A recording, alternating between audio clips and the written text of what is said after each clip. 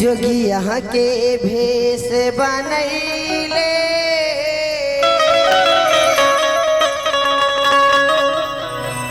हमरा अंगना में शिव गुरु अइले हो हमरा अंगना में शिव गुरु अइले हो शिव चर्चा में शिव गुरु अइले। ऐसे नहीं, अगर महादेव को बुलाना है तो उठाए लम्बे लम्बे हाथों को पूरा पूरा पीछे वाले भैया आप लोग को नहीं बुलाना है, शर्माना नहीं है। कहते हैं कि महादेव के दरबार में जो करता है शर्म उसका महादेव फोड़ देते हैं करम। तो जो जो महादेव को बुलाना है उठाए लम्बे लम्बे हाथों को पूरा पूरा और प्रेम से सच्चे दरबार की। जोगी यहाँ के भेष बनैले शिवा चर्चा में शिव गुरु अइले।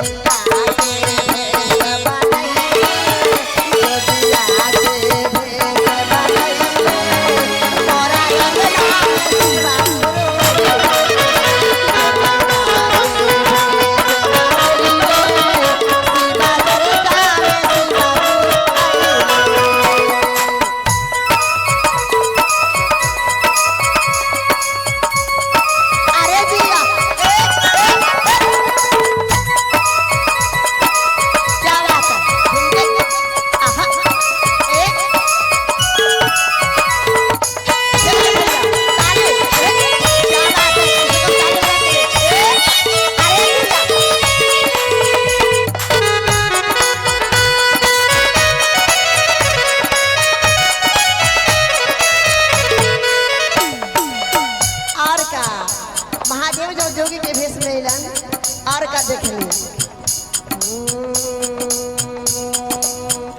गले मांग रहे से सयौरा जगिया के भेष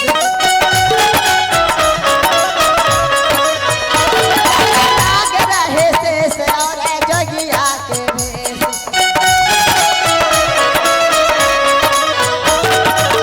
हमारे महादेव जब जोगी के भेष में आए उनके गाल में क्या था, गले में सर्फ के माला और कैसे बड़ी मीठे ताली बजाते हैं दीदी।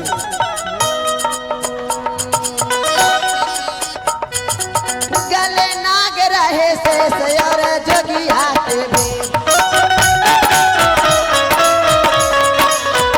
अपना शिष्या पे दया बरसैला